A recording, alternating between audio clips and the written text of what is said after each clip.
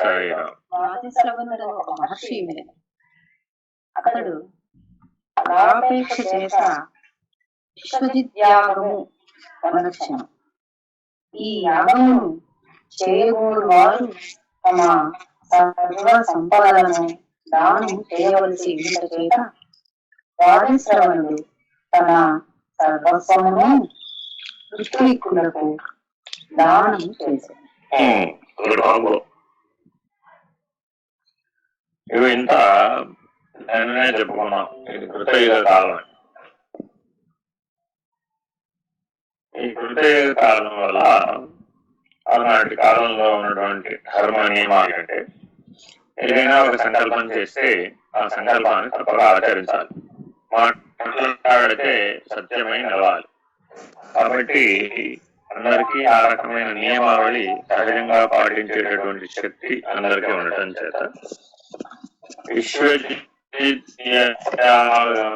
అనేటటువంటి యాగాన్ని ఆయన తలపెట్టారు. ఎవరు? రాజశ్రవసుడు. రాజశ్రవసుడు అనే ఆయన నచికేతుని యొక్క తండ్రి. అంటే కథా ప్రారంభం కాబట్టి ప్రస్తుతానికి ఇలా ఉంది. లోపలికి వెళ్లే కొద్ది తత్వ విచారణతో మనం ప్రవేశిస్తాం. వారు ఒక యాగాన్ని తలపెట్టారు. ఏమిటంటే అది విశ్వజిత్ యాగము. అంటే అర్థం ఏమిటి అసలు? విశ్వజిత్ యాగము అంటే అర్థం ఏమిటి? విశ్వమును జయించేటట్టు. ఇక్కడి నుంచి మాట ఈ సమస్య. ఈ విషయం అంతా నేను జయించాలి, ఈ విషయం అంతా నాదే అవ్వాలి, ఈ విషయానికి నేనే చక్రవర్తి అవ్వాలి, ఈ విషయానికి నేనే అధిష్టానం అవ్వాలి. ఇలాంటి ఆలోచనలతో చేసేటటువంటి సకామ్య యాగం. అది నిష్కామకరంగా చేయబడినటువంటి యాగం కాదనమాట. సకామ్య కర్మ, పుత్రకామేష్టి, ఇష్టాపూర్తి అంటారు వీటిని. ఈ యాగాలని ఇష్టాపూర్తి యాగములు అంటారు. ఇష్టాపూర్తి యాగములు అంటారు. ఇష్టాపూర్తి యాగములు ఇష్టాపూర్తి యాగములు అనేవి కామ్యక కర్మలు అన్నమాట. అంటే కామ్యక కర్మలని ఆచరించేటప్పుడు ద్రవ్య శుద్ధి, కామ్యక కర్మలకు సంబంధించిన యాగాలు నిర్వహించేటప్పుడు ప్రతి ఒక్కరూ గుర్తుపెట్టుకోవాలి. ద్రవ్య శుద్ధి చాలా ముఖ్యమైనటువంటి. ఆ ద్రవ్య శుద్ధి లేకపోయినట్లయితే యాగం సిద్ధించదు. ఇవాళ కూడా చాలా యాగాలు కలికాలంలో కూడా జరుగుతున్నాయి. వాటిలో చాలా వరకు కామ్యక కర్మలతో కూడినటువంటి యాగములే ఉంటాయి. విశ్వశాంతి కొరకు చేయబడే యాగములు కూడా ఉన్నాయి. కాబట్టి అలా ఏవైతే నియమించబడ్డాయో వాటిని ఆచరించేటప్పుడు ద్రవ్య శుద్ధి చాలా ముఖ్యమైనది. అలా ద్రవ్య శుద్ధి కనుక ఎక్కడైనా లోపం వచ్చినట్లయితే యాగ ఫలం నిష్ఫలం అయిపోతుంది, అందించకుండా పోతుంది. ఎందుకని అంటే ఇక్కడ ఒక విధానం ఉంది. ఏమిటి? జగత్ అంతా కూడా దైవాధీనం. ఈ సృష్టి అంతా కూడా ఇంద్రియాధిష్టాన దేవతలు ఎవరైతే ఉన్నారో పంచీకరణలో మీ అందరికీ బోధించారు. 25 మంది ఇంద్రియాధిష్టాన దేవతలు ఉన్నారు. ఎవరైనా చెప్పగలరా అధిష్టాన దేవతలు ఎవరెవరు?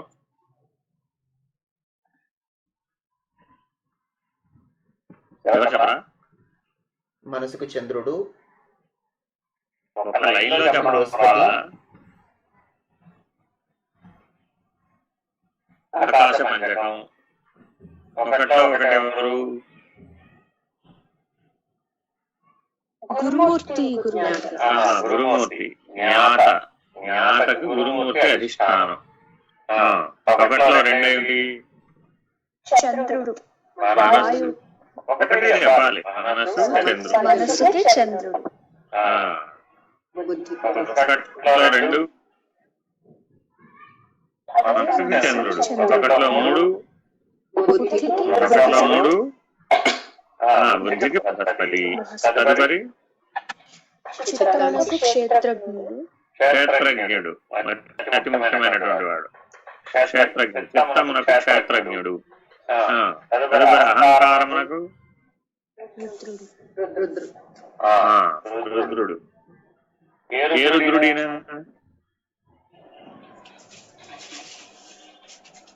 బ్రహ్మ, విష్ణు, రుద్ర, మహేశ్వర, సదాశివుడు. పంచబ్రహ్మలో రుద్రుడు. అహంకారమునకు అభిమాని రుద్రుడు. అర్థమైందండి? కాబట్టి మొట్టమొదటిదైన ఆకాశ పంచకంలో ఉన్నటువంటి అంతరింద్రియ పంచకం దీన్ని ఏమంటారు? అంతరింద్రియ పంచకం. అంతరింద్రియ పంచకం అంతా ఎవరి చేతిలో ఉంది? గురుమూర్తి, చంద్రుడు, బృహస్పతి, క్షత్రజ్ఞుడు, రుద్రుడు. ఈ అధిష్టాన దేవతల యొక్క స్వాధీనంలో ఉన్నాయన్నమాట. ఇప్పుడు ఈ 5 జీవులు ఎవరైనా ఉన్నారా? అమీబా నుంచి బ్రహ్మ వరకు లెక్కేసుకోండి. దీన్ని ఏమంటారు? లెక్కేసుకోవడాన్ని పిపీలికాది బ్రహ్మ పర్యంతము అంటారు. పిపీలికాది బ్రహ్మ పర్యంతం. ఏకకణ జీవించి బ్రహ్మం వరకు ఉన్నటువంటి సమస్త సృష్టి కూడా ఈ మొట్టమొదటి వ్యవస్థ అయినటువంటి ఆకాశ పంచకం యొక్క అధిష్టాన దేవతలలోనే అది ఇమిడి ఉంటుంది. వాళ్ళ యొక్క అధిష్టానాన్ని ఆశ్రయించి ఉంటుంది అన్నమాట. ఈ రకంగా ప్రతి ఒక్కరూ కూడా ఈ అధిష్టాన దేవతలకు కట్టుబడి ఉండటం చేత ఆయా అధిష్టాన దేవతలందరూ ఎవరి అధీనంలో ఉంటారు? మంత్రాధిష్టానంతుడు. ఏమిటి? అధిష్టానంతుడు. ఆ దేవతలందరూ ఎవరి అధీనంలో ఉన్నారంటే మంత్రాధిష్టానంతుడు. వారికి సంబంధించినటువంటి ఉపాస్య మంత్రాలు, ఉపాసనా విధులు, యాగములు, యజ్ఞములు ఉన్నాయన్నమాట. వీళ్ళందరికీ కూడా హవిర్భాగముల చేత పోషించబడుతూ ఉంటారు. ఆ హవిర్భాగములు పంచ యజ్ఞములలో జరుగుతూ ఉంటాయి. ఈ హవిర్భాగములన్నీ కూడా పంచ యజ్ఞములలో జరుగుతూ ఉంటాయి. ఆ పంచ యజ్ఞములలో ఒక యజ్ఞం వైశ్వానర యజ్ఞం కూడా. అంటే అర్థం ఏమిటి? మనం అందరం భోజనం చేస్తున్నామంటే తింటం లేదా? ఎవరు? ఏకకణ జీవి నుంచి బ్రహ్మ వరకు శరీరధారులు కూడా శరీరధారులైనటువంటి దేవతలను సంతృప్తి పరిచే విధంగా మనం హవిస్సులను అర్పిస్తున్నాం. మనం తినే భోజనం కాదనమాట. మన అధిష్టానం వద్ద ఉన్నటువంటి వైశ్వానర యజ్ఞం జరుగుతుంది. ఆ వైశ్వానర యజ్ఞంలో భాగంగా మనం భోజనం చేస్తున్నాం. ఆ భోజనం అనేటువంటి హవిస్సును అర్పించడం ద్వారా మనం మనలో ఉన్నటువంటి ఇంద్రియాధిష్టాన దేవతలను పోషిస్తున్నాం. కాబట్టి అది కూడా ఒక యజ్ఞమే. ఈ రకంగా పంచ యజ్ఞాలను నిర్వహించేటప్పుడు అగ్నిదేవత ఆయన అవ్యవాహుడు. ఆయన పేరేంటండి? అవ్యవాహుడు. హవిస్సులను తీసుకువెళ్ళి ఎవరికి వాళ్ళకి అందించేవాడు. మంత్ర భాగములు 3 భాగములుగా ఉంటాయి. ఏమిటవి? స్వాహాకారములతో అర్పించేటటువంటి విధానం ఒకటి. దానిని మారణ మంత్రములు అంటారు. అట్లాగే నమః అనేటటువంటి పద్ధతిగా అందించేటటువంటి మంత్రములు ఉంటాయి. ఓం నమో నారాయణాయ, ఓం నమో భగవతే వాసుదేవాయ, ఓం శివాయ. ఇలా నమః అనేటటువంటి మంత్రాలు, శ్రీమాత్రే నమః, శివాయ వరదే నమః, ఇలాంటి మంత్రాలన్నీ కూడాను వశీకరణ మంత్రాలు. వారి పక్షంలో ఎవరైతే ఈ ఉపాసన చేస్తున్నారో ఆ ఉపాసకుడు ఉపాస్య దైవమునకు వశమై ఉంటాము అనేటటువంటి పద్ధతిగా చేయబడేటటువంటి. అట్లాగే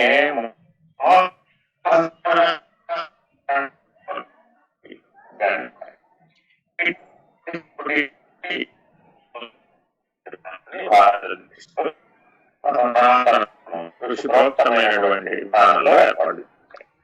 కాబట్టి గృహస్థైన వాడు ప్రతి ఒక్కడు తన జీవిత కాలంలో తప్పనిసరిగా పుష్కరానికి ఒకసారైనా సరే ఒక యాగాన్ని గాని ఒక యజ్ఞాన్ని గాని తప్పనిసరిగా చేయాలి అనేటటువంటి విధానం ఏర్పాటు చేయబడింది. దీన్ని అందరూ గుర్తుపెట్టుకోవాలన్నమాట. కర్మ భాగంలో ఉత్తమమైనటువంటి కర్మ ఏమిటి అంటే యజ్ఞ కర్మయే ఉత్తమమైనటువంటి కర్మ.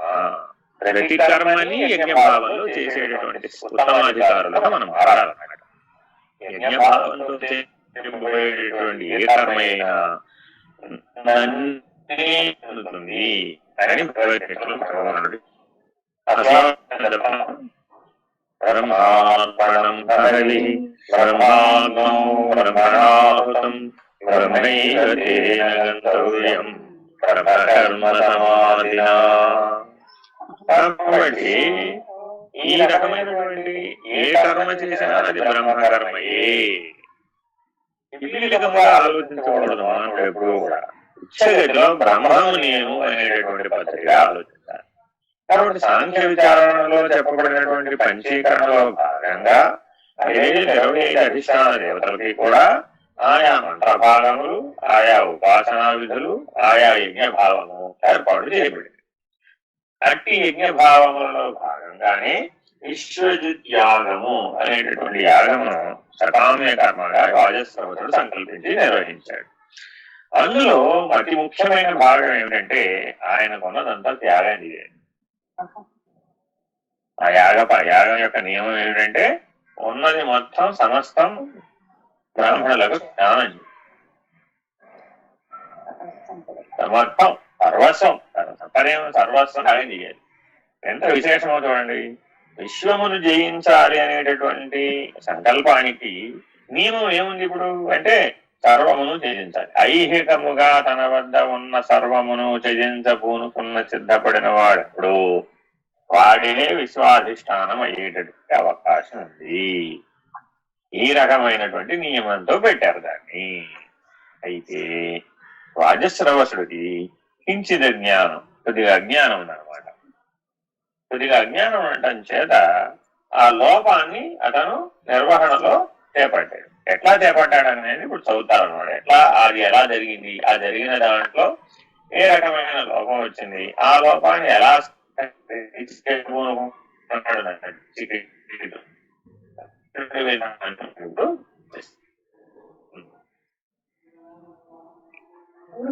రాజస్వరసుడను ఒక మహర్షి ఉండెను.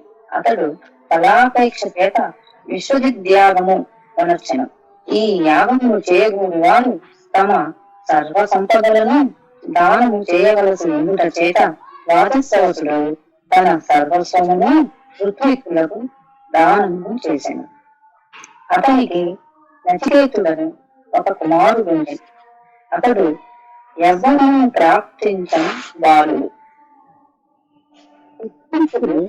తనకు దానమీయబడిన గోవులను ఊపుకొని పోవుచుండగా నచికేతుడు ఆ గోవులను చూచెను.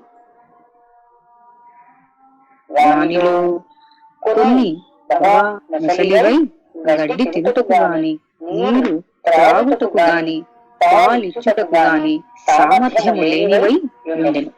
అటువంటి గోవులను చూడగానే నచికేతుడు దాని యొక్క ఉద్దేశ్యము ఏమై ఉందని తనలో తానిట్లు విచారించెను. మానవుడు ఈ లోకములో ఎవరికైనా సుఖము కలుగజేసినచో పరలోకములో తాను సుఖమును పొందును. అట్లు ఇతరులకు దుఃఖము కలుగజేసినచో తాను కూడా దుఃఖమునే పొందును. ఏ విత్తనం నాటినా ఆ చెట్టే మొలచునన్నట్లుగా మనము చేసిన కర్మననుసరించే ఫలము కూడా ఉండును. గోవులను దానము చేయుట వాని క్షీరము వలన దానగ్రహీత సుఖము పొందవలయునని కదా. ఈ గోవులు పాలు కూడా ఇవ్వలేని స్థితిలో ఉండుట చేత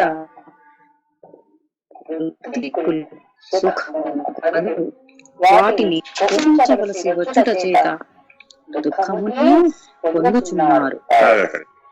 ఈ రకంగా ఆ యజ్ఞంలో భాగంగా గోవ సంపదని దానం ఇచ్చాడు ఆయన.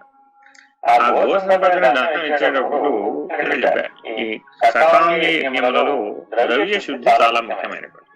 ఆ ద్రవ్య శుద్ధికి లోపం వచ్చినట్లయితే ఫలితం లభించదు. నేనేం చేశాడు అంటే తనకున్న గోవ సంపదని విచక్షణ లేకుండా తనకున్నటువంటి గోవులన్నింటినీ దానం ఇవ్వడం మొదలుపెట్టాడు. ఆ ఋత్విక్కులకు దానం ఇచ్చేటప్పుడు ఏమైందట, ఏవైతే ఉపయోగకరం కాక ఎటువంటి గోవులు ఉన్నాయో వాటిని కూడా దానం చేయడం మొదలెట్టాడు. ఈ ఉపయోగకరం కానటువంటి గోవులని దానం చేయడం ద్వారా ఋద్విక్కులకి దానం ఇచ్చినటువంటి దాన ఫలం పోతుంది. కాబట్టి ఆ దాన ఫలం ఉండడం చేత మీకు యాగ ఫలం లభించేటటువంటి అవకాశాన్ని కోల్పోతారు. ఈ అంశాన్ని గమనించినటువంటి నచికేతుడు పితృ సమానమైన పితృదేవత అయినటువంటి రాజశ్రవసుడికి గోవులు ఎంతయో పిల్లలు కూడా అంతే, తండ్రికి గోవులు ఎంతో పిల్లలు కూడా అంతే. తనని గోవుల బదులుగా దానం ఇచ్చినట్లయితే ఈ లోపాన్ని పూర్తి చేయవచ్చు అనేటటువంటి ఆలోచన నచికేతుడికి కలిగింది. ఆ నచికేతుడు ఎటువంటి వాడు, ఎంత ఉత్తముడో మనం గ్రహించవలసినటువంటి అవసరం ఉన్నదన్నమాట. అతను 8 కాలాలు ఎప్పటికీ కూడా తండ్రి తాను చేస్తున్న యాగ ఫలాన్ని కోల్పోతాడేమో అనేటటువంటి బాధ చేత గోవులకు బదులుగా గోవులలో జరుగుతున్నటువంటి గోదానంలో జరుగుతున్నటువంటి లోపాన్ని సవరించకూనుకున్నాడు. దానికి బాలురు బాల్య చేష్టలతో ఉంటారే తప్ప పెద్దల వలె ఆలోచించగలిగేటటువంటి సమర్థత లేనివాడు. కానీ ఈ నచికేతుడు 8 ఏళ్ల వయసుకే అతడు జ్ఞాన సమృద్ధి చేత తన తండ్రి తాను నిర్వహించేటటువంటి యాగకరమైన యాగాన్ని ఏ పరిస్థితుల్లో ఫలాన్ని కోల్పోకూడదనేటటువంటి లక్ష్యం చేత అతను ఈ యాగ ఫలాన్ని ఎట్లా అందించాలా అని మదన పడిపోతాడు. మదన పడిపోయే విధానాలు ఇప్పుడు చెప్తారు. నా తండ్రి ఇట్టి గోవులను దానం ఇచ్చినందువలన దుఃఖమునే పొందును. ఏమై నా తండ్రిని హెచ్చరించదననుకుని తండ్రిని సమీపించి, నాయనా నన్నెవరికిత్తు, నన్నెవరికి ఇత్తు అనెను. తండ్రి వినిపించుకున్నందువలన రెండవసారి మూడవసారి కూడా ప్రశ్నించింది. ఈ ప్రశ్నలకు విసుగు చెందిన వాజశ్రవసుడు నచికేతుని, నిన్ను మృత్యువునకు అడిగాడు. నచికేతుడు తండ్రిని అడిగి అనే ఉద్దేశంతో నన్ను కూడా ఎవరికైనా దానం ఇవ్వండి అని అడిగాడు. అడిగితే తండ్రి లెక్కలో ఏమిటి అంటే కేవలం సంపదలను త్యాగం చేస్తే చాలనేటటువంటి ఉద్దేశంలో రాజశ్రవసుడు. ఈ పిల్లవాడు బాల్య చాపల్యం అడుగుతున్నాడు అనేటువంటి ఉద్దేశంతో అతను 3 సార్లు అడిగినా కూడా పట్టించుకోలేదు. ఆకాంక్షని అతను గుర్తించలేదు. పైగా గుణధర్మం మార్పు చెంది ఒక రహస్యం ఉంది. యజ్ఞానికి కర్త, హోత, బ్రహ్మ ఉంటారు ప్రతి యజ్ఞానికి కూడా. ఆ యజ్ఞ కర్త అయినటువంటి వాజశ్రవసుడు యజ్ఞ విధి పూర్తయ్యేంత వరకు కూడా తన యొక్క సత్వగుణాన్ని పోగొట్టుకోకూడదు. అతను ఎప్పుడైతే గుణధర్మం మారి అతను ఉగ్రతని, క్రోధాన్ని పూనాడు, అప్పుడే యజ్ఞఫలం పోయింది. ఇతను ఏం చేశాడు? తండ్రి చేత ఎట్లయినా సరే ఆ యజ్ఞఫలం పోగొట్టుకోకుండా చూడాలనే ఉద్దేశంగా పట్టుదల కలిగిన వాడేమో నచికేతుడు. రాజశ్రవసుడికేమో నచికేతుడి యొక్క ఆకాంక్షను గుర్తించేటటువంటి సూక్ష్మ బుద్ధి లేదనమాట. సూక్ష్మ బుద్ధి లేకపోవడం చేత అతను ఉగ్రత చెంది మృత్యుదేవతకిత్తును అని. మనం కూడా కలికాలంలో ఇవాళ చాలా మంది తల్లిదండ్రులు పిల్లల ఎడల గాని, సంసారం బంధువర్గం నందు గాని, ఇతరత్ర ఎవరితో వ్యవహరించిన ఆయా మనుషుల ఎడల గాని అపశబ్దములను ఉచ్చరించేటటువంటి లక్షణం కలిగి ఉన్నారు. చెప్పాడే మనం అందరం కూడా వైశ్వానర యజ్ఞం, మనందరం యజ్ఞకర్తమే. కాబట్టి యజ్ఞకర్త ఎప్పుడు కూడా క్రోధాన్ని పోనకూడదు, అపశబ్దాలను ఉచ్చరించకూడదు. తల్లిదండ్రులు ప్రధానంగా తమ పిల్లల ఎడల ఏ అపశబ్దాలను ఉచ్చరించకూడదు. మిమ్మల్ని మాతృదేవతాగణాలు పరివేష్టించి ఉంటాయి. ఈ మాతృదేవతాగణాలు ఏవైతే ఉంటాయో 64,000 మాతృకాగణాలు ఉన్నాయి ఈ సృష్టిలో. ఈ 64,000 మాతృకాగణాలు మిమ్మల్ని పరివేష్టించుకొని ఏదో ఒక క్షణంలో మీరు అన్నటువంటి ఇచ్చినటువంటి అపశబ్దానికి మీ పుణ్యఫలము, మీ యజ్ఞఫలము, మీ ఆరాధనా ఫలము, మీ ఉపాసనా ఫలము తత్కాలవత్ జోడించబడి తథాస్తు అంటే తథాస్తు అనగానే జరిగిపోయి. కాబట్టి అపశబ్ద ఉచ్చారణ కలిగిన వాళ్ళకి జీవితంలో కొన్ని లోటుపాట్లు జరగక తప్పదు. క్రోధాన్ని పూనినటువంటి వాడు మొట్టమొదట ఆ క్రోధం చేత తానే బాధించబడతాడు. అట్లాగే ఇక్కడ కూడా వాజస్రవసుడు ఈ నియమభంగం నచ్చి క్రోధావేశమునకు లోనై నిన్ను మృత్యుదేవతకిత్తును అన్నాడు. అప్పుడు నచికేతుడు ఏమైంది? ఇంకొక సమస్య వచ్చి పడింది. ఏమిటి? అది కృతయుగ కాలం కదా, కాబట్టి ఒకసారి చెబితే అది ఆచరించి తీరవలసినది, దాన్ని తప్పించడానికి వీలు కాదు. కాబట్టి నన్ను మృత్యుదేవతకి ఇస్తానన్నాడు మా నాయన, కాబట్టి నేను మృత్యుదేవత దగ్గరికి వెళ్ళాల్సిందే అనుకున్నాడు. మరి వెళితే కానీ యజ్ఞఫలం పూర్తి కాదు, ఆ యుగ ధర్మం పోషించబడదు. కాబట్టి ఆ నడక ఎట్లా సాగుతుందంటే మీకు తెలియజెప్పడం కోసం రెండవ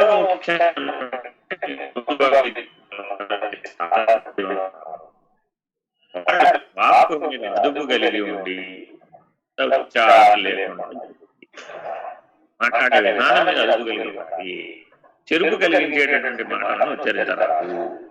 ఆయన లోను కాకుండా శాంత మనస్కులై మీరు మాట్లాడాలి, జీవించాలి, ఆచరించాలి. శిష్యులలో నీకు ఉత్తమ ఇంకను అనేకులలో మధ్యమ స్థితికి చెందినవాడని కానీ అతమ శ్రేణికి చెందిన వాడను అతడు నన్ను ఆ తండ్రి పలికినాడు. నేను యమునకు ఏమి చేయవలను? యమును నన్ను ఉపయోగించుకుని విచారించను. నచికేతుని యొక్క ఔచిత్యాన్ని మనం ఇక్కడ తెలుసుకోవచ్చు. ఆయన యొక్క ఔచిత్యం ఏంటంటే విచారణ చేశాడు.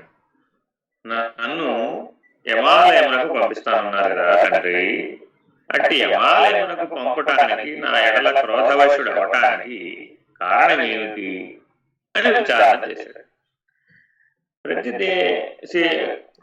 ప్రతి తండ్రికి కూడా తనకున్నటువంటి కొడుకులందరూ కూడా శిష్యులతో సమానమైన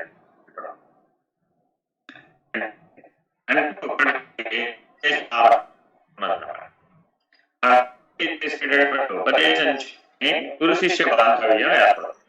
ఈ గురు శిష్య భవ్యం ద్వారా తనకున్నటువంటి శిష్యులలో ఉత్తములు, మధ్యములు, అధములు అనేటువంటి వర్గీకరణ ద్వారా చూస్తారు. మరి అట్లా చూసినప్పుడు ఏమైంది అంటే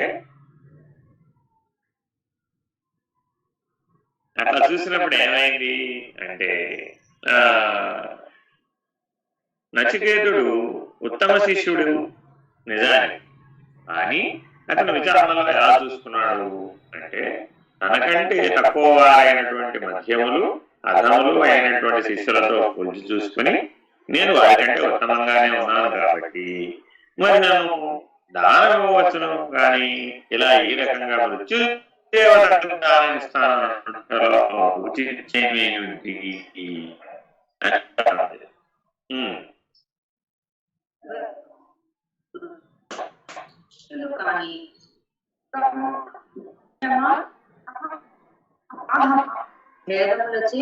ఉచితమేమిటి? ఏ సమయమున ఏ పనులు అవసరమో చెప్పకయే గ్రహించి ఆచరించు వారు ఉత్తమము. చెప్పిన పనులను శ్రద్ధాపూర్వకముగా చేయువారు చెప్పిన పనులను అశ్రద్ధగా చేయువారు అధములు. చెప్పినను చేయక తిరస్కరించు వారు అధమాత్ములు. మన గురించి బాగా చెప్తున్నారు. మనలో 4 లక్షణాలు ఉంటాయి. మొదటిది ఏంటి?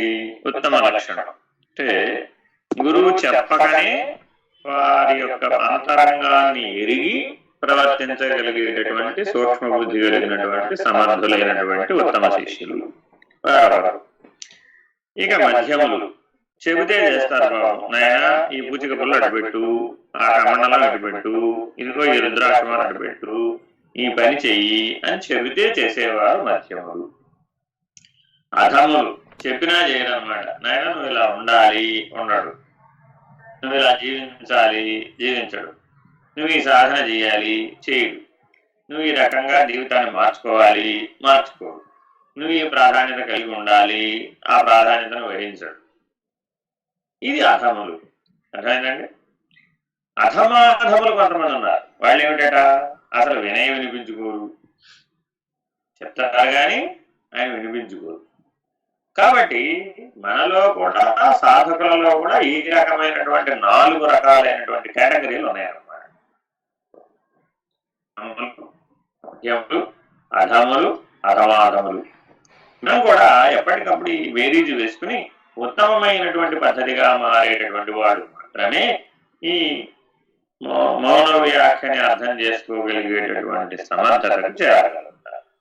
నీ మనస్సును దాటినటువంటి మౌనాన్ని నువ్వు తెలుసుకోగలిగినటువంటి సమర్థత సంపాదించినప్పుడు మాత్రమే నీకు ఆత్మసాక్షాత్కార జ్ఞానం సాధ్యమవుతుంది.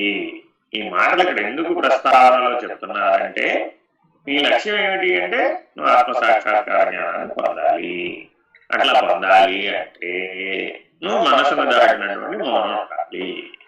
మనసును దాటిన మౌన స్థితిలో ఏర్పడుతున్న కదలికలను గుర్తించగలిగేటటువంటి సూక్ష్మ బుద్ధిని కలిగి ఉండాలి. అలా నువ్వు సాధన చేయాలి. ఉత్తమ శ్రేణికి లేక మధ్యమ శ్రేణికి చెందిన వాడనే కాని అధమాధమ శ్రేణికి చెందిన వాడని కాని నిశ్చయించుకునే అటువంటి ఉత్తమ శ్రేణికి చెందిన తనను తొందరపాటుతో ఆగ్రహమున్న మృత్యువున గిట్టునని తన తండ్రి పరిజ్ఞానాన్ని గ్రహించలే. మరియు తన తండ్రి తొందరపాటునకు చింతించుచుండుటను గ్రహించి నచికేతుడు తండ్రితో ఇట్లనే, తండ్రి ఈ వేళ చింతించడం మన పూర్వులు ఎన్నడైనా ఆడిన మాట తప్పిరా, నేటి పెద్దలు మాత్రము ఆడిన మాటను తప్పుచున్నారా? గతించిన పెద్దలు కాని నేటి పెద్దలు కాని సత్యమునే పలుకుతున్నారు. వారి ఎందు అసత్యమన్నదే లేదు. తన మాటలను నడిచినను మనం శాశ్వతముగా ఇచ్చట ఉండబోతలేదు. మనుష్యులు పైరు వలె తిరిగి పెద్దవారై జీవులై మరణం రాలిపోయిన గింజలు మరలా పైరొన్నట్లా మరణించిన వ్యక్తి మరలా పుట్టుచున్నాడు. ఒక విచారణాక్రమాన్ని తండ్రితో చేపట్టాడు. ఇలా ఆగ్రహావేశాలకు లోనైనటువంటి తండ్రి యజ్ఞకర్తగా ఉండి తానన్న మాటను నెరవేర్చుకోవడం ఎట్లాగా అని చింతించడం ప్రారంభించాడు. ఎందువల్ల అంటే పుత్రుణ్ణి మృత్యుదేవతకి ఇస్తానన్నాడు. మృత్యుదేవతకి ఇవ్వడం అంటే మౌలిక కారణంలో ఇలా బలి ఇవ్వాలి. నిజానికి మాట్లాడితే బలి ఇవ్వాలన్నమాట. బలిస్తేనే మృత్యుదేవతకి ఇచ్చినట్టు. మరి ఇది సాధ్యమా అంటే కృతయుగ కాలంలో మానవ ఏ లోకానికైనా వెళ్ళగలిగేటటువంటి సమర్థత వదలదు.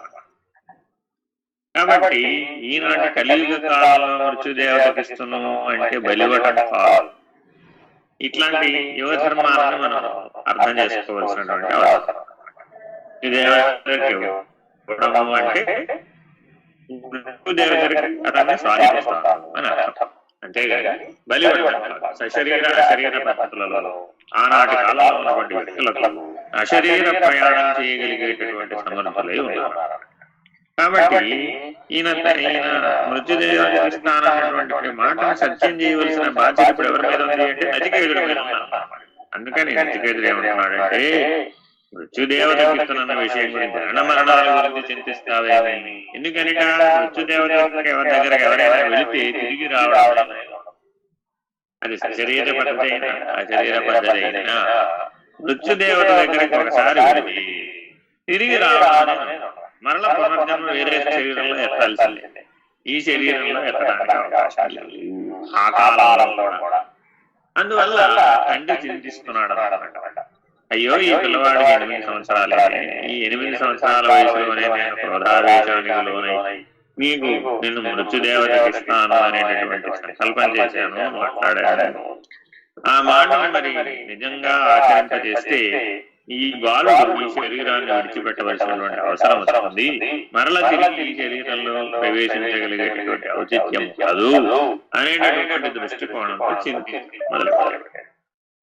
చాలా గొప్ప సూత్రాన్ని జనన మరణాలను అన్వయించి చెప్తున్నాడు ఆయన. ఒక పైరు పండింది,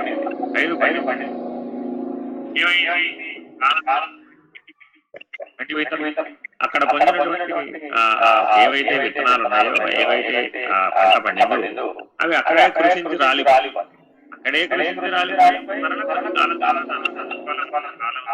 మరలా అవి ఉద్భిజములుగా మరలా ఉత్పన్నమవుతాయి. జీవులు కూడా ఇంతే కదా. వీలికాది కూడా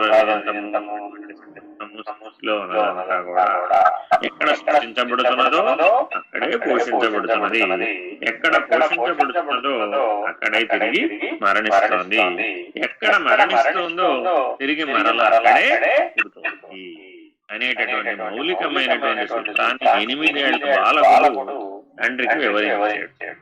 నీవు దీని గురించి చింతించడం ఎందుకు? పైగా ఏం చెప్తున్నాడు? ఆయన యొక్క బాధ్యతని గుర్తు చేస్తున్నాడు.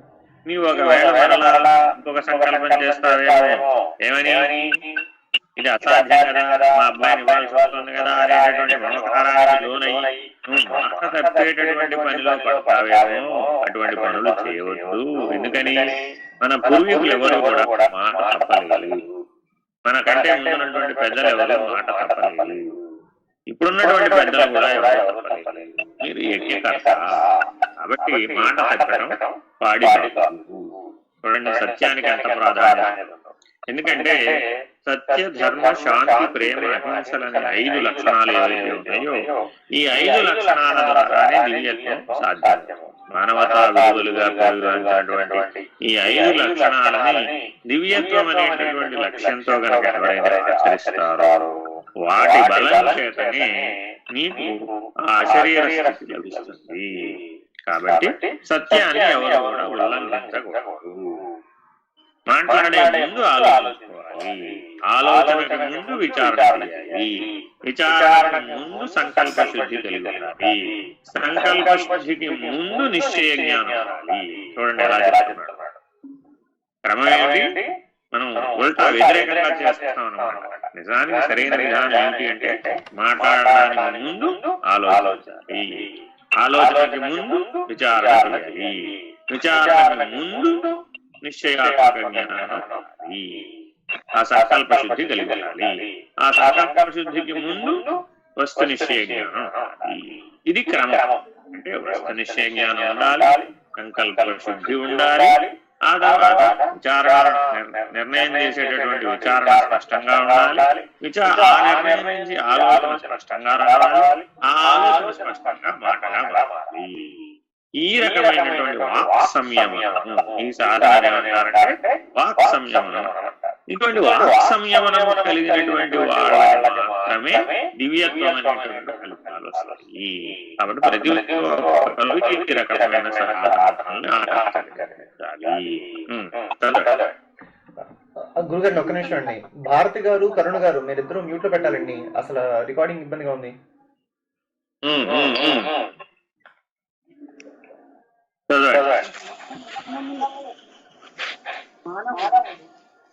వాడి ఏమున్నది మీకు తెలియని మీరు తెలుసుకోగలరు. ఈ మాటను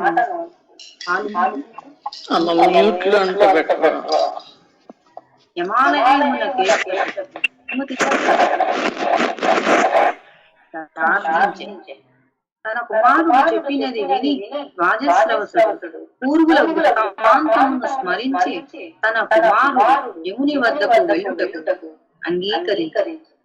అంతటా నచికేతుడు తండ్రి ఆజ్ఞ ప్రకారం బయలుదేరి యముని గృహమునకు వెళ్ళాడు. ఇట్లా చింతించిన తర్వాత తండ్రి కొడుకులు ఇద్దరు కలిసి ఒక నిర్ణయానికి వచ్చారు. ఏమైనా సరే ఉచ్చరించబడినటువంటి వాక్కుని సత్యంగా స్వీకరించి దాన్ని ఆచరించవలసినదే అనేటటువంటి నిర్ణయానికి వచ్చిన తర్వాత తండ్రి అనుమతి తీసుకుని పిల్లవాళ్ళు వెళ్ళారు. ఇక్కడ చాలా ముఖ్యమైనటువంటి నియమాన్ని బోధిస్తున్నారు. గురువు గారి అనుమతి తీసుకుని శిష్యుడు వెళ్ళాలి, తండ్రి యొక్క అనుమతి తీసుకుని పిల్లవాడు వెళ్ళాలి. ఈ అనుమతి అనేది చాలా ముఖ్యమైనది. ఇవాళ రోజున అనుమతితో పని లేకుండా మనం అందరం జీవిస్తున్నాం. భార్య గారు భర్త గారు ఒకరి అనుమతితో ఒకరికి పని లేదు, అత్తగారు కోడలు గారు ఒకరి అనుమతితో మరొకరికి పని లేదు. ఏ మానవ సంబంధాలలో అయితే ఈ అనుమతి అన్నటువంటి లోబడి జీవించడం అనేటటువంటి విధానం ఉంటుందో అక్కడ అతి గొప్పదైనటువంటి నియమం శరణాగతి. అర్థమైందండి? శరణాగతి చాలా ముఖ్యమైనటువంటి. నీలో ఉన్నటువంటి దివ్యత్వానికి నేను దాసును, నీలో ఉన్నటువంటి చైతన్యానికి నేను దాసును, నీలో ఉన్నటువంటి వివేకానికి నేను దాసును, నీలో ఉన్నటువంటి విజ్ఞానానికి నేను దాసును. దాసోహం అంటే అర్థం ఇది. అర్థమైందండి? ఈ రకంగా ఎదుటి వ్యక్తిలో ఉన్నటువంటి వివేక విజ్ఞానాలకు దివ్యత్వానికి నువ్వు ఎప్పుడైతే శరణాగతి అప్పుడు ఆ అనుమతి అనేటటువంటి విధానం నెరవేరాలి. అట్లా ఎవరిలో అయితే వీటిని గుర్తించగలిగేటటువంటి లక్షణం వస్తుంది వారిలో భక్తి ప్రపత్తులు పెరుగుతాయి. అనుమతి రెండవ పద్ధతిలో ఉంది. తమోగుణ ధర్మం, తామసిక ధర్మంలో కూడా అనుమతి. అదేమిటంటే భయంతో కూడుకున్నటువంటి అనుమతి. దానివల్ల పెద్ద ప్రయోజనం ఏం లేదు. ఎందుకనిట అంటే భయపడటము భయపెట్టటము రెండు జంతువు లక్షణాలే. భయపడటమేమో సాధు జంతువు లక్షణం అయితే భయపెట్టడం క్రూర జంతువు లక్షణం. కాబట్టి ఆ రాజసిక తామసిక విధానాలలో కూడా అనుమతులు ఉంటాయి, కానీ ఆ అనుమతుల వల్ల దివ్యత్వం సాధించబడదు. ఎవరైతే వివేకానికి విజ్ఞానానికి విచారణకి వస్తు నిశ్చయ జ్ఞానానికి ప్రాధాన్యత ఇచ్చి దివ్యత్వ ప్రధానంగా జీవిస్తూ ఉన్నటువంటి వాళ్ళ అనుమతి కొరకు వేచి ఉంటారో వారు ఆ అనుమతి ఇవ్వడం చేతనే వారి యొక్క బలం అంతా కూడా వీరికి సంక్రమిస్తారు. అందులో ఒక విశేష లక్షణం. నచికేతుడు హిమాలయానికి ఎట్లా వెళ్ళగలిగాడు? ఈ ప్రశ్నకి సమాధానం అక్కడ ఉండదు. ఎట్లా వెళ్ళగలిగాడంటే తండ్రి తాను తపస్సంపన్నుడు, తన తపస్సంపన్నతంతా కూడా కలిపి ఈ పిల్లవాడికి ధార పోసాడు అనుమతి ఇవ్వడం. ఆ అనుమతి ఇవ్వడం అనేటటువంటి గురువు అనుమతించాడు, తండ్రి అనుమతించాడు అంటేనే అర్థం ఏమిటంటే తన యొక్క జీవన సాఫల్యమైనటువంటి తపశ్శక్తిని అంతా కూడా ఒక సంకల్పంగా మార్చి ఆ అనుమతిని ఇస్తారు. చాలా విశేషమైనటువంటి లక్షణం, విశేషమైన సాధన. ఇటువంటి విశేషమైనటువంటి లక్షణాన్ని విశేషమైన సాధనని కలిగినటువంటి మహనీయులు ఎవరైతే ఉన్నారో వారి అనుమతి ఎంతటువంటిదంటే అది ప్రకృతి యందు కూడా అమోఘమైన, అంటే తిప్పడానికి వీలు కాదు. ఒకసారి దానికి అనుమతిస్తే అది ఎంతటి బలవత్తరమైనదంటే ఎటువంటి దివ్యత్వానైనా కూడా స్వాధీనపరుచుకోగలిగేటటువంటి సమర్థవంతమైనటువంటి శక్తి అన్నమాట. ఇటువంటి అనుమతిని విశ్వామిత్రుడు శ్రీరామచంద్రమూర్తికి ఇచ్చాడు. శివధనుర్భంగ కాలంలో రాముడు గురువు గారు అనుమతి కొరకు వేచి ఉన్నాడు. గురువు యొక్క ఆజ్ఞ అయిన తర్వాతనే, అనుమతి అయిన తర్వాతనే శివధనుర్భంగాన్ని కావించాడు. శ్రీరామచంద్రమూర్తికి ఆ శివధనుర్భంగం చేయగలిగేటటువంటి శక్తి ఎక్కడి నుంచి వచ్చిందయ్యా అంటే విశ్వామిత్రుని యొక్క అనుమతి నుంచి వచ్చింది. అట్లాగే సీతమ్మ యొక్క అనుమతి నుంచి వచ్చింది. ఆ శివధనుస్సును అవలీలగా ఎడమ చేతితో ఎత్తి బంతి తీసుకోగలిగినటువంటి సమర్థమైనటువంటి శక్తి సీతమ్మ. కాబట్టి ఇతరుల అనుమతి కొరకు వేచి ఉండటం అనేటటువంటి ఉత్తమ లక్షణం. నేనెవరి మాట వినను అనేటటువంటిది అసురీ లక్షణం. చాలా మంది అనుకుంటారు నేను లేనిస్తే మనిషిని గాను, నేను ఎవరి మాట వినను, నేను ఎవరికి లొంగను, నేను అవర్ధుడను, ఇలాంటి మాటలన్నీ కూడా ఆసురీ లక్షణాలను ప్రేరేపించేటటువంటి లక్షణాలు. ఎవరైతే ఇలా ఉంటారో వాళ్ళలో తమోగుణ ప్రవృత్తి విపరీత జ్ఞానాన్ని ఏర్పరుస్తుంది.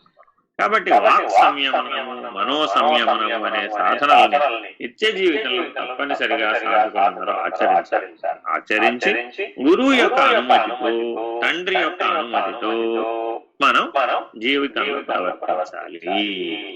ఈ రకమైనటువంటి లక్షణం ఉండాలి. అట్లా ఎదుటి వ్యక్తిలో ఉన్నటువంటి వివేకానికి, విజ్ఞానానికి, చైతన్యానికి, దివ్యత్వానికి దాసోహం అనేటటువంటి పద్ధతిగా ఎవరైతే జీవిస్తారో వారికి ఒకవేళ ఏదైనా కూడా భంగం ఏర్పడినా కాపాడడానికి దేవతలు, కాపాడడానికి దివ్యత్వం సిద్ధంగా ఉంటుంది. కాబట్టి వారికి ఇబ్బంది రాదు, క్షేమానికి ఇబ్బంది రాదు, వారి యోగానికి ఇబ్బంది రాదు. ఈ రకమైనటువంటి స్పష్టమైనటువంటి విధానాన్ని, జీవన విధానాన్ని నచికేతుడు వాజస్రావసుడు అందిస్తాడు. అంతటా నచికేతుడు తండ్రి ఆజ్ఞ ప్రకారము బయలుదేరి యముని గృహమునకు వెళ్ళెను. నచికేతుడు వెళ్ళునప్పటికీ యముడు ఇంటి వద్ద లేక ఎచ్చటికో వెళ్ళి ఉండెను. 3 దినముల తరువాత యముడు తిరిగి వచ్చింది. ఆ 3 దినముల్లో నచికేతుడు భోజన పానీయాదులను స్వీకరింపక యముని రాకకై ఎదురు చూచుచుండెను. యముడు ఇంటికి వచ్చినదే తడవుగా యముని మంత్రులు మొదలగు వారు అతనితో ఇట్లనిరి: ఓ వైవస్వత, మీరు ఇంటి వద్ద లేని సమయమున అగ్నితో సమానముగా ప్రకాశించు తేజస్సు గల ఒక అతిథి మన ఇంటికి వచ్చి ఉన్నాడు. అతడు వచ్చి 3 దినములైనను ఏమీ గ్రహింపక మీ రాకకై ఎదురు చూచుచున్నాడు. అతిథిగా ఇంటికి వచ్చిన వారిని అర్ఘ్యపాద్యాదులను సంగి సత్కరింపనిచో ఆ గృహస్థునకు ఆశ, ప్రతీక్ష, సత్సాంగత్యము, ఇష్టాపూర్త కర్మలు, సంతానము మొదలగు వాని వలన కలుగు ఫలములన్నీ నశించు. ఇప్పుడు ఈయన ఏం చేశాడట? తండ్రి ఆజ్ఞ మేరకు యమాలయానికి వెళితే యముడు కార్యాలయాన్ని ఎక్కడికో వెళ్ళాడు. ఈ వెళ్ళడం చెప్పడం అంతా పౌరాణిక పద్ధతి. ఈ పౌరాణిక పద్ధతి ద్వారా చెప్పడం ద్వారా మీకు కథాకథనం దర్శన రూపంలో ప్రాప్తిస్తుంది. అట్లా వెళ్ళినటువంటి నచికేతుడు 3 దినముల పాటు వేచి ఉంటే ఈయన ఆ వేచి ఉన్న కాలంలో యజమాని లేడు కాబట్టి యజమాని లేని ఇంట్లో తాను ఎప్పుడూ కూడా ఒక నియమం ఏమిటంటే యజమాని అతిథి లేకుండా భుజించకూడదు, అతిథి యజమాని లేకుండా భుజించకూడదు. యజమాని లేని ఇంట అతిథి భుజించరాదు అనే నియమం. అంటే అర్థం ఏమిటి? ఇవాళ ఎవరైతే ఒంటరి గృహిణులు ఉన్నారో ఆ ఒంటరి గృహిణుల ఇంటికి అతిథి వెళ్ళరా ఎప్పుడు. ఆ నియమం యజమాని ఉన్న చోటే అతిథి భోజనం చెయ్యాలి. అట్లాగే యజమాని నియమం ఏంటంటే అతిథి లేకుండా భోజనం చేయాలి. ఈ నియమాన్ని పాటించేవాళ్ళు. ఇక్కడి నుంచి పుట్టిందే అతిథి దేవో భవ అనేటువంటి సూత్రం. ఈ అతిథి దేవో భవ అనే దాంట్లో గొప్ప సూత్రం ఏంటంటే అతిథులందరూ గృహస్థు మీద ఆధారపడి ఉన్నట్లుగా చూస్తారు. మీ ఇంటికి ఎవరైనా అతిథి వచ్చారనుకోండి, ఆ అతిథి యొక్క ప్రభావం ఎంతటిదయ్యా? గృహస్థు యొక్క సర్వకర్మల యొక్క ఫలాన్ని అందించడానికి వచ్చినటువంటి దైవ దూత ఎవరైనా ఉన్నారంటే ఆయన అతిథి. అతిథి ఎవరయ్యా అంటే గృహస్థు చేసేటటువంటి ఇష్టాపూర్త కర్మల యొక్క ఫలమును అందించగలిగేటటువంటి దైవదూత అతిథి. అటువంటి ఉత్తమమైనటువంటి స్థానంలో అతిథి వచ్చాడు. ఎటువంటి అతిథి వచ్చాడు? అగ్నిశిఖ వంటి అతిథి వచ్చాడు. ఏమిటి అగ్నిశిఖ అనే పోలిక అంటే అశరీర పద్ధతిగా వెళ్ళాడు యమాలయానికి. తనలో ఉన్నటువంటి వైశ్వానరాగ్ని లేపించి ఆ వైశ్వానరాగ్ని శరీరం అంతా వ్యాపింపజేసి ఆ అగ్నిశిఖ రూపాన్ని ధరించి తాను యమాలయానికి వెళ్ళాడు. కాబట్టి అశరీర ప్రయాణం ఎలా చేయాలనేది కూడా ఇక్కడ బోధించబడతారు. ఇంకేమిటి, యమునికి మరొక పేరు వైవస్వతుడు. ఇప్పుడు మనం ఏ మన్వంతరంలో ఉన్నాం? ఆ వైవస్వత మన్వంతరంలోనే ఉన్నాం. అర్థమైందండి? కలియుగంలో మనం ఇప్పుడు వైవస్వత మన్వంతరంలో ఉన్నాం. యమునికి వైవస్వతుడని పేరు, మనకేమో వైశ్వానరులని పేరు. అర్థమైందండి? మనం వైశ్వానరులము, వారి పేరు వైవస్వతుడు. కాబట్టి ఈయన తన యొక్క వైశ్వానరాజును ప్రజ్వలింపజేసి, ఆ ప్రజ్వలించినటువంటి వైశ్వానరాజు శరీరం అంతా వ్యాపింపజేసి తాను ఆ అగ్ని రూపాన్ని ధరించి ఆ అగ్ని రూపంతో మృత్యుదేవదేవత నివాసానికి వెళ్ళాడు. ఆ వెళ్ళినటువంటి వాడు ఎవరైతే ఉంటారో అతను 3 దినములు వేచి ఉన్నాడు. అర్ఘ్యపాద్యాదులను పుచ్చుకోకుండా, ఏ రకమైన సంతృప్తి పడకుండా వేదనతోటి ఉన్నాడు అని అక్కడ అర్థం. మనలాగా భోజనం చేశాడు కాదు, షడ్రసోపేతమైన భోజనం చేశాడని కాదు. ఆయన కల్లా ఎంత ప్రమాదం వచ్చిందయ్యా అంటే ఆ యమాలయం అంతా కూడా అగ్ని వ్యాపించడం. ఆయన రాక వల్ల ఆ యమాలయం అంతా కూడా అగ్ని ప్రజ్వలించడం మొదలుపెట్టింది. అంతగా వ్యాపక ధర్మం కలిగినటువంటి అగ్ని ప్రభావవంతమైనటువంటి అగ్నిశిఖగా వెళ్ళాడు. వెళ్ళినటువంటి వాడిని మిగిలిన వాళ్ళు ఎవరైనా కానీ ఆహ్వానిస్తే అతను లోపలికి వెళ్ళకూడదు. యజమాని ఆహ్వానిస్తేనే వెళ్ళాలి. ఇది చాలా ముఖ్యమైన నియమం. మనం అందరం ఎవరింటికైనా వెళ్లే ముందు యజమాని ఉన్నాడా లేదా అని చూసుకుని వెళ్ళకూడదు. అంటే అతిథి అభ్యాగతి అని ఇద్దరు. అభిఆగతి, ఇప్పుడు వస్తాను నువ్వు ఉంటావా అని చెప్పి వచ్చేవాడు. తిథి వార వర్జ్యాదులు, తిథి వార వర్జ్యాదులు చూడకుండా వచ్చేవాడు అతిథి. వీళ్ళిద్దరు అన్నమాట. వీళ్ళిద్దరిలో అతిథి సాక్షాత్ నారాయణ స్వరూపం. అతిథి సాక్షాత్ నారాయణ స్వరూపం. కాబట్టి మీ ఇంటికి ఎవరైనా ఒక అతిథి ప్రతిరోజు వస్తున్నాడంటే నారాయణ స్వరూపం మీ ఇంటిని పాలన చేస్తుంది అని అర్థం. ఏమంటే మా ఇంటికి ఎవరు రారండి అన్నారు. ఎక్కడో దోషభూయిష్టమైనటువంటి జీవితం అది. మీ ఇంటికి 10 మంది వస్తూ పోతూ ఉన్నారంటే దాని అర్థం ఏమిటి? ఆ 10 మంది మీలో ఉన్నటువంటి దివ్యత్వానికి ప్రాధాన్యతనిస్తున్నారు, నీలో ఉన్నటువంటి విజ్ఞానానికి ప్రాధాన్యతనిస్తున్నారు, నీలో ఉన్న వివేకానికి ప్రాధాన్యతనిస్తున్నారు. సహజంగా నీలో అప్పుడు దివ్యత్వం భాషిస్తూ ఉంటుంది. సహజంగా నువ్వు దైవీ నిష్టను కలిగి ఉంటావు. సహజంగా ఉత్తమమైన జీవితాన్ని కలిగి ఉంటావు. సహజంగా నీవు వివేకవంతమైన జీవితాన్ని కలిగి ఉంటావు. సహజంగా నువ్వు విజ్ఞానవంతమైన జీవితాన్ని కలిగి ఉంటావు. అప్పుడు సుజ్ఞానిగా మారడానికి ఈ జన్మలోనే నీకు అవకాశం లభిస్తుంది. అంతేగాని ఆవిడ షడ్రసోపేతమైనటువంటి విద్య పెట్టిందా లేదా అనేది కాదు ప్రాధాన్యత. కానీ గృహిణిగా ఆవిడ బాధ్యత ఏమిటి అంటే వచ్చినటువంటి అతిథులను సముచిత రీతిన సత్కరించడం. ఆవిడ అంటారు ఏమిటండి మళ్ళా అంటే గృహస్థు గృహిణి. అర్థమైనా? గృహస్థు అనేది ఇద్దరికి సమానమే. ఆ యజమాని ఆ వచ్చినటువంటి అతిథిని ఉచితమైనటువంటి రీతిలో ఆదరించాలి. కారణం ఏంటంటే స్వయం విష్ణు. అతిథి ఎవరంటే స్వయం విష్ణు, స్వయముగా విష్ణు స్వరూపుడే. అభ్యాగతి నరస్వరూపం. బాగా గుర్తుపెట్టుకోండి, ఈ సృష్టిలో నరనారాయణ స్వరూపాలు 2 ఉన్నాయి. నేను ఫలానా అప్పుడు మీ ఇంటికి వస్తాను అన్నారు అనుకోండి. అప్పుడు యజమానికి ఒక నియమం ఉంది. నేను ఫలానా అప్పుడు వస్తాను అని ఎవరైతే చెప్పారో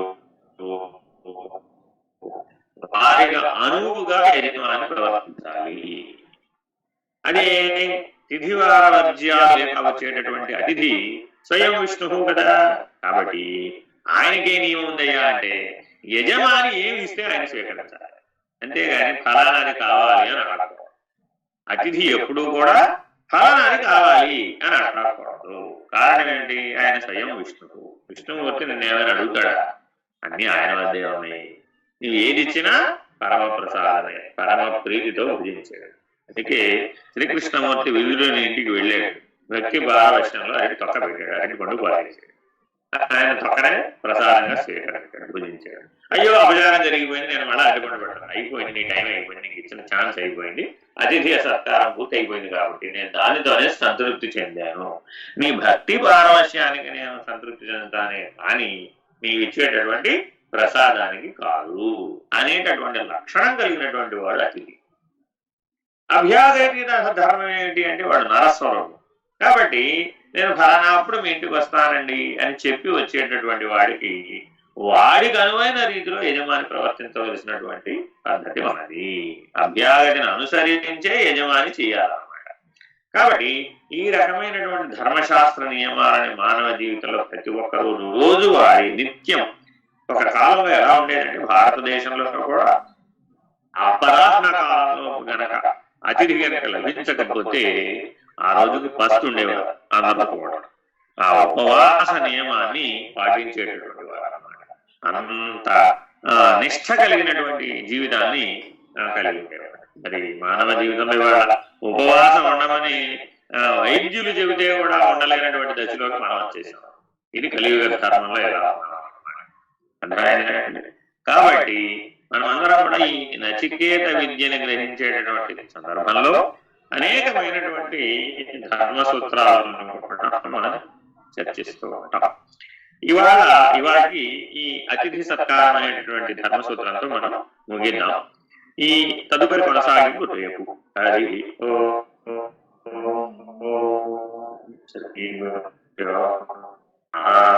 హరి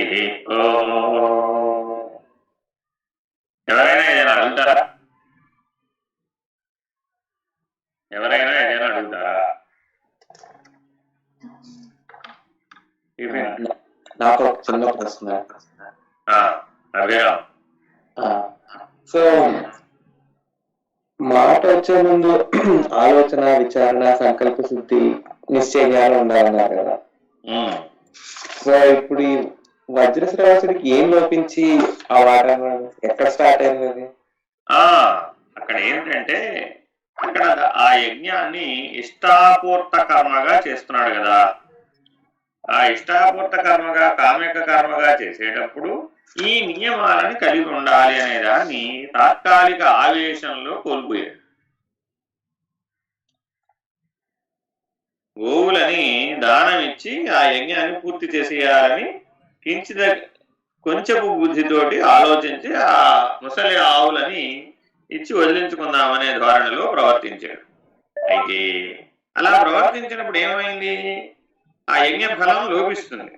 యజ్ఞఫలం లోపించినప్పుడు నచికేతుడు సూక్ష్మ బుద్ధి కలిగిన వాడు కాబట్టి తండ్రి ఆ యజ్ఞ ఫలాన్ని కోరుకోవడం సముచితం కాదు కాబట్టి ఈయనేమన్నాడు, నన్ను కూడా దానం ఇవ్వు అని అడిగాడు.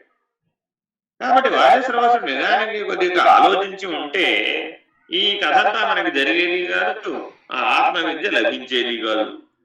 అప్పుడు ఏమైంది? ఆయన తాత్కాలికంగా ఆవేశానికి లోనయ్యాడు. తపస్వి అయినప్పటికీ కూడా తాత్కాలికమైనటువంటి ఆవేశానికి లోనైనప్పుడు నేను యమాలయమునకు గిట్టును అన్నాడు, మృత్యుదేవతకి గిట్టును అన్నాడు. ప్రభావం చేత ఈ నచికేత విద్య లోకానికి వెల్లడైంది. కాబట్టి దీని వెనకాల దైవ సంకల్పం ఉందా లేదా?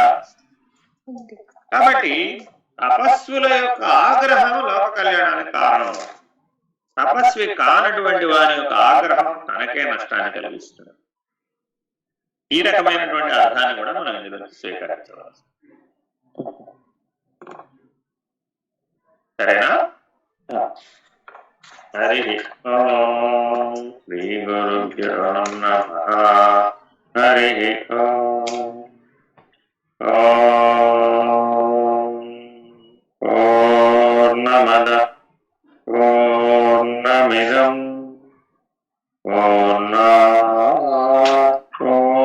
పూర్ణముదచ్యతే పూర్ణస్య పూర్ణమాదాయ పూర్ణమేవావశిష్యతే.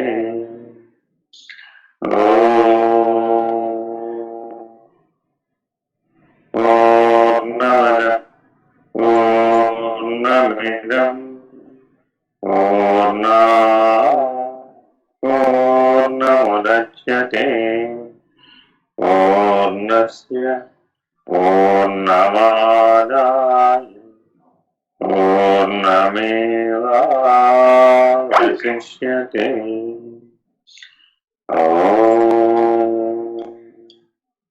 పూర్ణమద పూర్ణమిదం పూర్ణముదచ్యతే పూర్ణస్య పూర్ణమాదాయ పూర్ణమేవావశిష్యతే. తత్సత్. సహనావతు సహనౌ భునక్తు సహ వీర్యం కరవావహై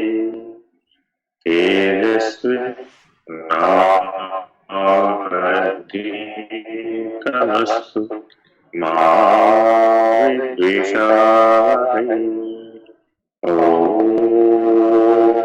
శాంతి శాంతి శాంతి. శ్రీ గురుభ్యో నమః. హరి ఓం.